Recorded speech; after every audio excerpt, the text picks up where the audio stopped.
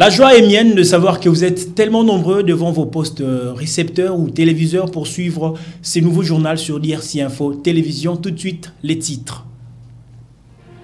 La Russie, qui préside le Conseil de sécurité de l'ONU pour le mois d'avril, prévoit dans son agenda de réunions sur plusieurs dossiers africains dont la situation sécuritaire dans la région des Grands Lacs, marquée par l'agression rwandaise en RDC, pour faire exécuter l'accord cadre d'Addis Abeba. L'affaire Kertissia Mabaya, le pasteur Théodore Ngoï réagit et parle d'un mensonge. La jeune femme et sa conjointe n'est pas en danger, c'est plutôt l'enfant nouveau-né qui est en danger et doit être sauvé. Bienvenue à toutes et à tous dans cette nouvelle session d'information. Comme je l'avais dit, ouvrons ce journal avec cette information. La Russie, qui préside le Conseil de sécurité de l'ONU pour le mois d'avril, prévoit dans son agenda des réunions sur plusieurs dossiers africains dont la situation sécuritaire dans la région de Grands Lacs marquée par l'agression rwandaise en RDC pour faire exécuter l'accord cadre d'Addis Abeba. Nancy Chimuneka.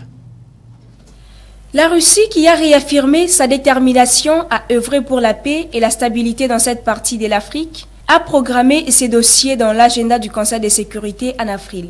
Au cours de cette réunion, l'envoyé spécial du secrétaire général de l'ONU pour la région des Grands Lacs devrait présenter l'exposé semestriel sur la mise en œuvre de l'accord cadre pour la paix, la sécurité et la coopération de 2013 pour la RDC et la région. Selon les sources onusiennes contactées par Africa ActionAid, la question clé pour les conseils de sécurité reste de savoir comment relever globalement les défis sécuritaires persistants auxquels sont confrontés la RDC et la région. À cet égard, les membres du Conseil de sécurité peuvent exprimer leurs préoccupations face à l'insécurité croissante dans l'Est de la République démocratique du Congo et réitérer leur soutien aux efforts régionaux dans le cadre des processus de Nairobi et de Luanda. L'autre question majeure est de savoir comment continuer à soutenir la mise en œuvre complète et efficace de l'accord cadre pour promouvoir la paix et la sécurité dans la région des Grands Lacs. Une option possible est que les membres du Conseil adoptent une résolution marquant le 10e anniversaire de l'accord cadre et demandant au secrétaire général de présenter dans le cadre de son prochain rapport semestriel des recommandations concrètes à la suite des consultations avec les États signataires et les garants sur la façon dont l'accord cadre peut être revitalisé, précisent les sources. Les membres du Conseil de sécurité sont largement favorables à la résolution des causes profondes et des facteurs de conflits dans la région des Grands Lacs grâce à une approche régionale globale. Ils devraient, ajoutent les mêmes sources, continuer à souligner qu'il n'y a pas de solution militaire à la situation dans l'Est de la RDC et réaffirmer leur soutien à une solution pacifique par le dialogue dans le cadre des initiatives régionales en cours.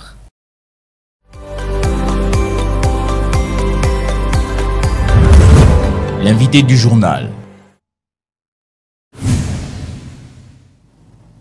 Georges Mapoko, bonsoir et bienvenue. Merci beaucoup, cher Hervé-Tezo. Bonsoir aussi à vous. Vous êtes l'invité du journal de ce soir. Alors, nous parlons de cette information sur l'accord cadre d'Addis Abeba. Selon vous, comment peut-on justement relever globalement ces défis sécuritaires qui persistent encore en RDC? En tout cas, merci beaucoup pour cette question combien pertinente pour la vie de notre pays. Déjà, l'accord cadre d'Addis Abeba, s'il faut le reconnaître, a été signé le 24 février 2013. Aujourd'hui, 10 ans passés depuis que l'accord a été signé par les différents pays de la région du Grand Lac.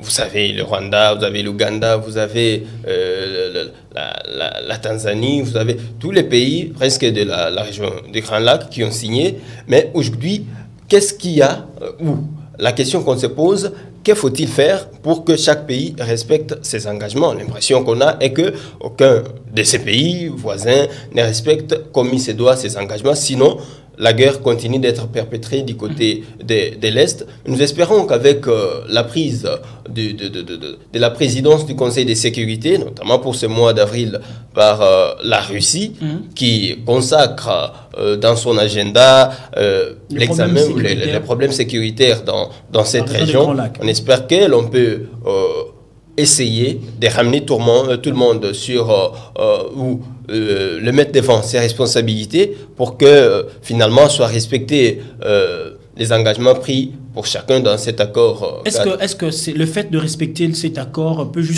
peut justement espérer qu'il y ait quand même amélioration de la situation sécuritaire, plus particulièrement en RDC?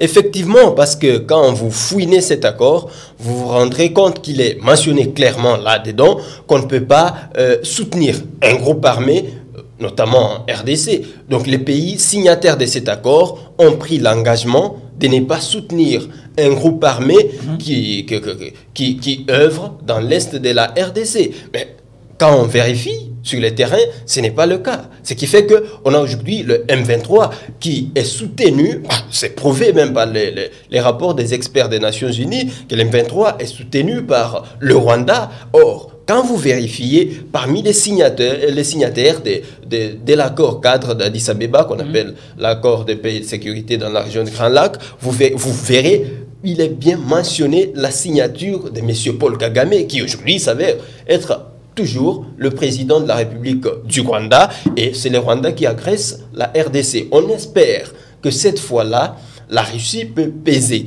Parce que avec l'hypocrisie, s'il faut le dire comme ça haut et fort, des Occidentaux qui ont toujours géré le Conseil de sécurité, on n'obtient pas toujours gain de cause avec cet accord cadre d'Addis Abeba. Vous avez aussi les rapports mapping où tous ces agresseurs-là, tous ceux qui soutiennent les groupes armés qui œuvrent dans l'Est de la RDC, ont été nommément cités dans cet accord ou dans ces rapports mapping et aussi avec cet accord cadre d'Addis Abeba. Est-ce qu'on peut dire haut et fort avec quelle connotation peut-on justement voir l'arrivée de la Russie dans ce Conseil de sécurité de l'ONU? Vous vous rendrez d'abord compte que la Russie est aujourd'hui un peu, s'il faut le dire, à couteau tiré avec les Occidentaux qui sont, quoique majoritaires comme membres permanents du Conseil de sécurité, bénéficiant du droit de veto, mais la Russie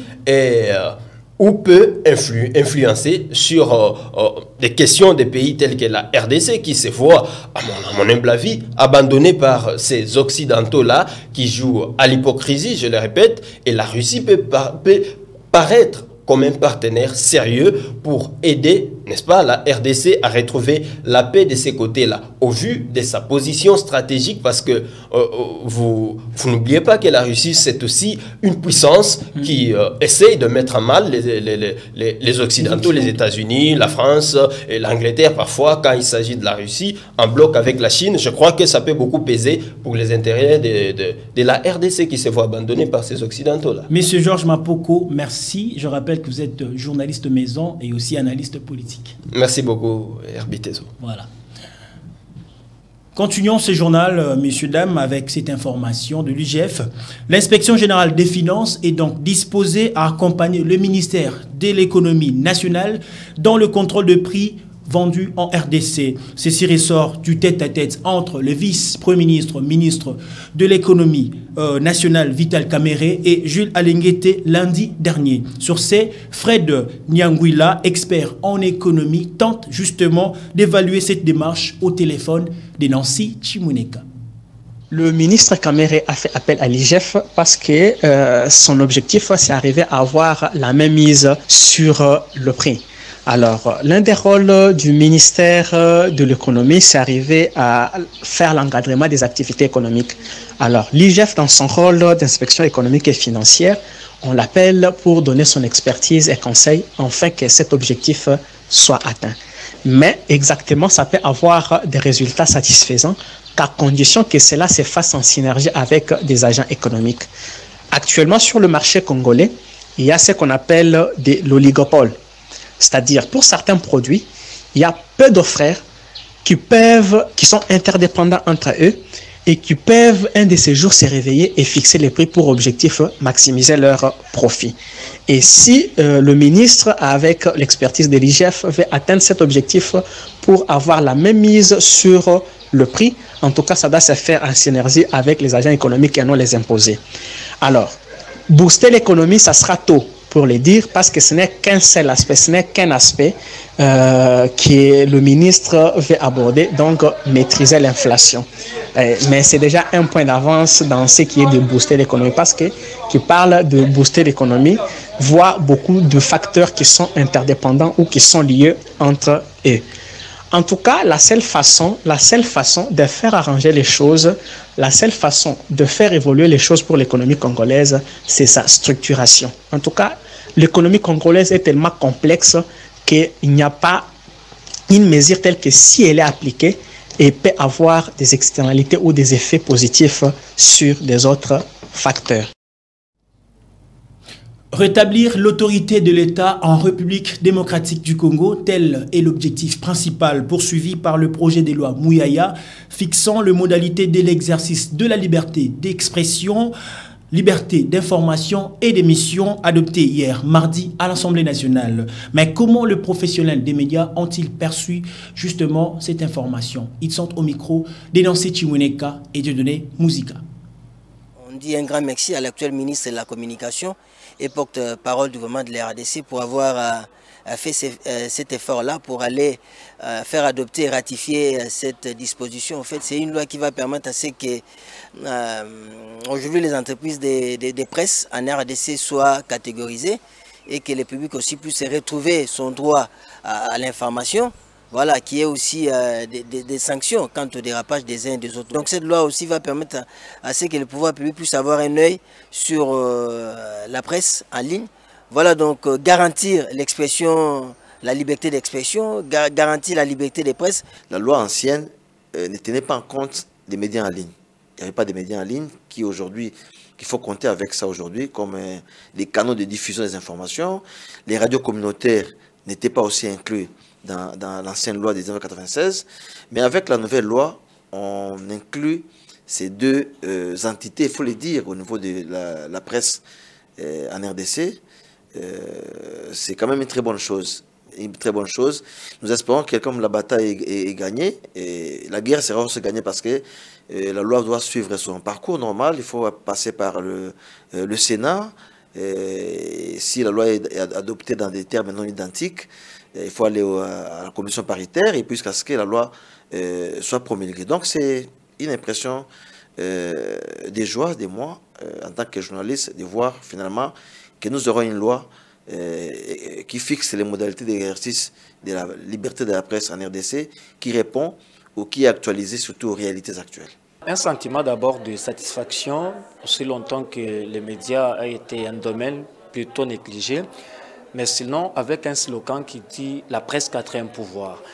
Qu'aujourd'hui, le ministre de tutelle, comme il nous avait promis dès lors qu'il avait pris les battements de commandement de ces métiers, qu'aujourd'hui, les députés nationaux puissent accepter de mettre dans leur calendrier par rapport à l'examen et à l'adoption de cette loi qui va donner quand même aux médias une certaine garantie aujourd'hui de dire que notre champ est quand même aussi recadré et que les journalistes ne peuvent pas tellement être justifiés, ne peuvent pas aussi être considérés comme un commun des mortels.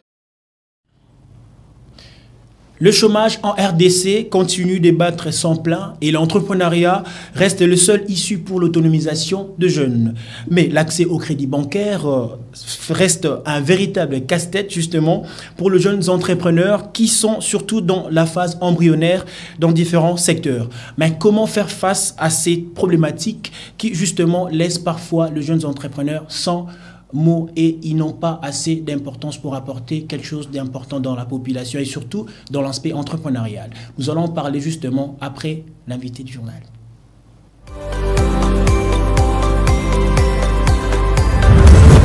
L'invité du journal.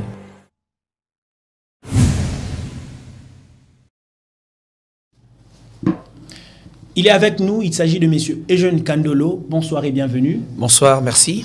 En tout cas, nous sommes très contents que vous ayez justement, un plaisir. Voilà, accepté notre invitation. Nous parlons de cette problématique qui est cuite sur l'entrepreneuriat en RDC.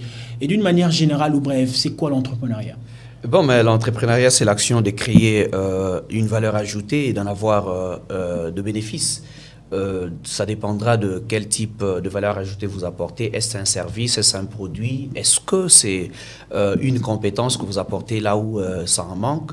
Mais tout est question de comment on capitalise cela pour avoir en retour de bénéfices, parce que le mot entrepreneuriat conjugue toujours le concept de service et le concept de bénéfice. Mais après, il y a une dimension, accroître le chiffre d'affaires qui va avec. Ça, c'est dans la professionnalisation, mais dans son étape embryonnaire, la racine de l'entrepreneuriat a deux concepts, c'est le service et le bénéfice. L'un ne va pas sans l'autre. Si on prend le service sans s'attendre au bénéfice, on est en train de faire du Mère Teresa, on est dans le bénévolat ou c'est du ASBL. Mais si on a également que des attentes en termes de bénéfices, mais on ne produit rien, on n'apporte aucune valeur ajoutée, c'est un peu comme la loterie, mais pire que ça même. L'entrepreneuriat chez les jeunes, un casse-tête, surtout dans l'aspect de pouvoir trouver de crédit bancaire. Quelle serait votre analyse par rapport à cette problématique? Bon, en fait, j'aime pas le pleurnichard. L'entrepreneuriat, d'où ça vient, ça n'implique pas forcément les crédits bancaires. Il faut qu'on puisse redéfinir bien les choses. Il y a des nécessités à un certain moment dans le cours de l'action entrepreneuriale. On peut avoir besoin de crédit. Mais qui dit entrepreneur ne voit pas tout de suite le crédit. Moi, je suis étonné chaque fois quand je vois des jeunes pleurer à longueur de journée pour dire qu'on n'a pas accès au financement. L'argent, le financement ne précède pas en fait la vision. Mais quand vous avez une vision, une bonne, ça finit toujours par produire des huissiers, des circuits d'argent. Il faut commencer quelque part. Et le premier qui peut croire en son projet, c'est soi-même. Donc, on ne peut pas attendre qu'une banque croie en vous aussi longtemps que vous ne savez pas vous-même croire en vous. Ceux qui pleurnichent, qui n'ont pas de financement, ont des iPhone 14, comment tu ne sais, si tu ne sais pas vendre ta veste pour financer ton projet, pourquoi tu attends que ça soit quelqu'un d'autre qui puisse te faire confiance? Donc, il faut relativiser. C'est très important de savoir qu'à une certaine échelle, on doit accéder à un volume de financement quelconque. Mais il faut commencer quelque part. Il faut savoir montrer que soi-même, on croit en ce qu'on fait et puis avancer. La question de financement, il faut la relativiser. L'entrepreneuriat a une issue pour justement pallier à ces problèmes qui rongent parfois la société congolaise, l'aspect du chômage. Alors, par où s'y prendre? Comment s'y prendre justement pour entamer cette démarche d'être entrepreneur? D'abord, il ne faut pas qu'on donne l'impression que tout le monde devrait devenir entrepreneur. Dans aucun pays au monde, ça n'existe. Parce que si tout le monde est chef d'entreprise, qui va travailler pour l'autre? Donc, et il a été démontré qu'il n'y a aucun pays au monde où 50% de sa population est entrepreneur et 50 autres travaillent chez eux. Donc, il y a toujours une proportion, peut-être 20 ou 30, de ceux qui entreprennent, qui ont des entreprises qui permettent à d'autres d'apporter leur expertise comme employés, comme travailleurs. Et par conséquent, le monde est équilibré. Alors, nous sommes dans un contexte congolais où il y a la problématique du chômage. La question d'emploi et d'employabilité est autant criante que le chômage bat son plein. Par conséquent, l'entrepreneuriat devient comme une alternative à cela. Parce que dans ce multiple visage, il y a l'auto-entrepreneuriat, il y a les petites et moyennes entreprises, il y a les très petites et moyennes entreprises, et tout ça, ça peut permettre chacun à son échelle de vendre. Aujourd'hui, il y a par exemple l'apparition de ce qu'on appelle le slasher. C'est un peu comme, hier on parlait de serial entrepreneur, ça a une certaine proportion, quelqu'un qui est un homme d'affaires qui peut investir dans plusieurs domaines et il est à l'aise. Mais aujourd'hui, il y a aussi quelqu'un qui n'est pas forcément quelqu'un qui emploie des gens dans plusieurs domaines, mais qui, lui, peut répondre à plusieurs domaines avec sa casquette. Et c'est comme ça qu'avec Covid, par exemple, on a vu une certaine race de gens qu'on appelle des influenceurs. Mais après, c'est parce qu'ils ont beaucoup de followers.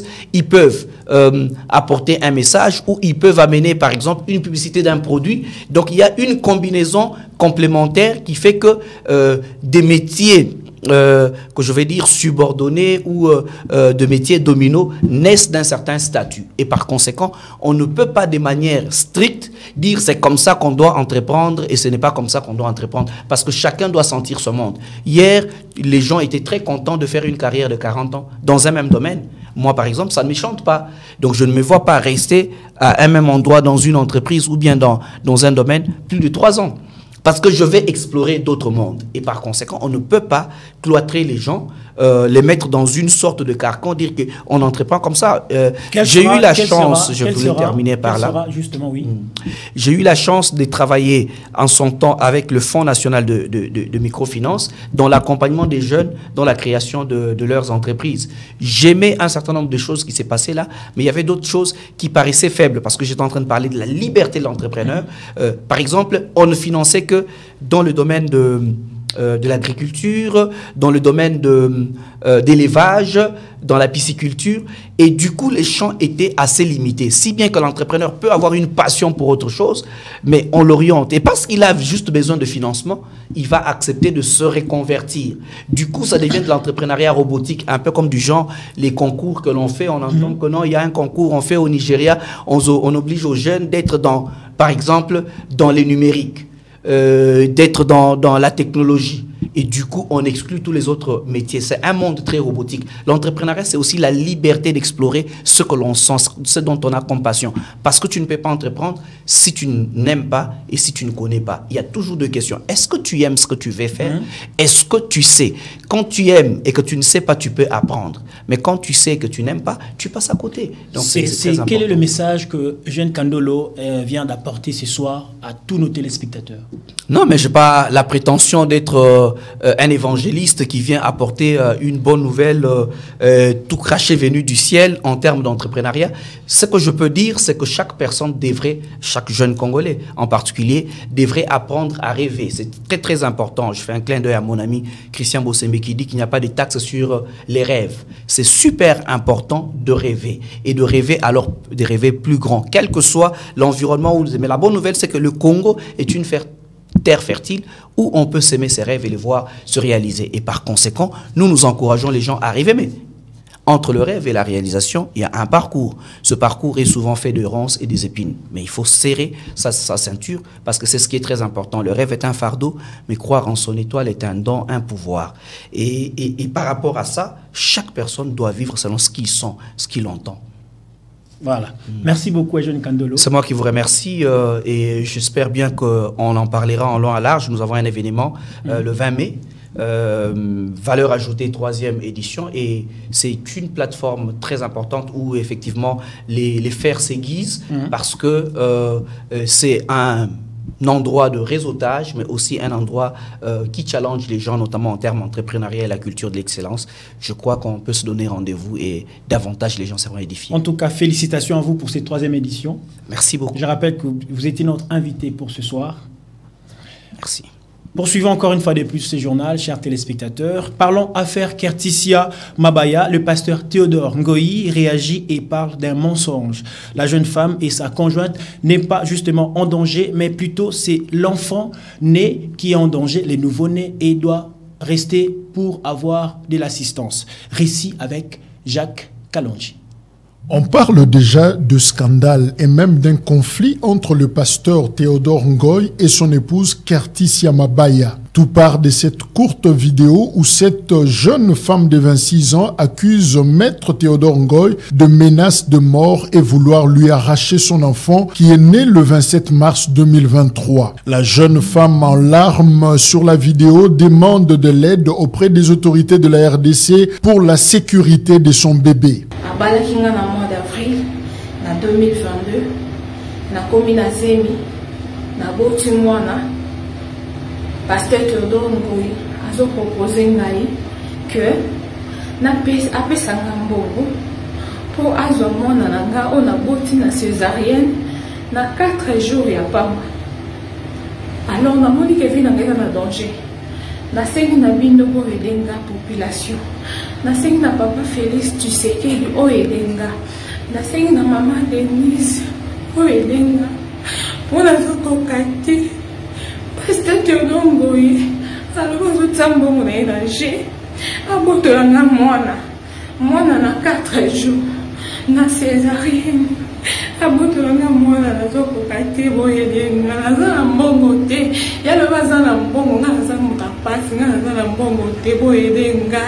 Mensonge, recadre le pasteur et professeur Théodore Ngoy. La jeune femme Kerticia Mabaya n'est pas en danger, c'est plutôt l'enfant qui est en danger puisque sa mère souffrirait de troubles de personnalité qui nécessiteraient qu'elle soit hospitalisée puis transférée au CNPP selon un rapport médical. C'est son mari, maître Théodore Ngoy, qui prend en charge tous les soins. Mais après l'accouchement, la jeune femme refuse de donner l'enfant à son père biologique malgré la signification d'un jugement du tribunal pour enfants de Kinshasa-Gombe. Je lui ai dit, veux-tu me donner l'enfant si tu l'aimes?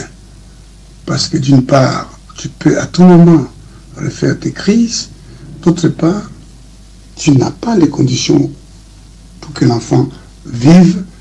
Le lait maternel, les éléments essentiels du lait maternel, l'enfant les a déjà eu. Et le pédiatre a confirmé cela et m'a donné une prescription pour acheter le lait que l'enfant prendra dans la suite. Et il a refusé.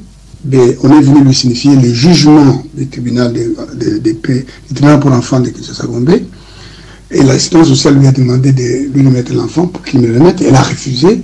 Les parents et elle ont réagi pour obtenir qu'ils gardent l'enfant et que moi je commence à leur donner 100 $ chaque jour tout en payant une maison pour eux. C'est ça, leur calcul. Tout ce qui a été dit par Madame Laetitia était mensonge. Les documents existent, les preuves médicaux existent, je les ai produits. Kerticia Mabaya, âgée de 26 ans et étudiante en hôtellerie à l'Université pédagogique nationale, a été épousée coutumièrement en avril 2022 par le pasteur, professeur et avocat Théodore Ngoy Ilunga Wansenga. L'ancien président américain Donald Trump a été inculpé hier, mardi, par le tribunal pénal de New York. Cela fait suite aux soupçons d'orchestration concernant plusieurs paiements en vue d'étouffer des affaires avant son élection de 2016. Georges Mapoko. Arrivé avec 3/4 d'heure d'avance au tribunal, c'est à 14h15, heure locale, que Donald Trump a fait son entrée dans la salle d'audience. Devant ce tribunal pénal de New York, l'ancien président américain a été inculpé parce qu'il aurait orchestré une série de paiements pour étouffer 3 affaires embarrassantes avant l'élection présidentielle de 2016, à en croire le procureur de Manhattan, qui, dans un communiqué, a détaillé qu'un portier de la Trump Tower, qui prétendait avoir des informations sur un enfant caché, aurait reçu $30 000 pour garder le silence. Ensuite, une femme qui s'est présentée comme une ancienne maîtresse aurait touché $150 000 pour se faire discrète. Enfin, une actrice pornographique aurait perçu $130 000 pour taire une prétendue relation extra-conjugale. Face à ces accusations, Donald Trump a plaidé non coupable des 34 chefs d'accusation retenus contre lui. Le milliardaire a finalement quitté le tribunal libre, sans contrôle judiciaire, devant les caméras et est rentré chez lui en Floride. L'ancien locataire de la Maison Blanche devrait donc être jugé lors d'un procès qui pourrait débuter en janvier 2024. C'est par cette information internationale que nous bouclons ces journaux plutôt. Mais avant de nous séparer, passons au rappel des titres. La Russie, qui préside le Conseil de sécurité de l'ONU pour le mois d'avril, prévoit dans son agenda de réunions sur plusieurs dossiers africains dont la situation sécuritaire dans la région des Grands Lacs, marquée par l'agression rwandaise en RDC, pour faire exécuter l'accord cadre d'Addis Abeba. L'affaire Kerticia Mabaya, le pasteur Théodore Ngoy réagit et parle d'un mensonge. La jeune femme et sa conjointe n'est pas en danger, c'est plutôt l'enfant nouveau-né qui est en danger et doit être sauvé.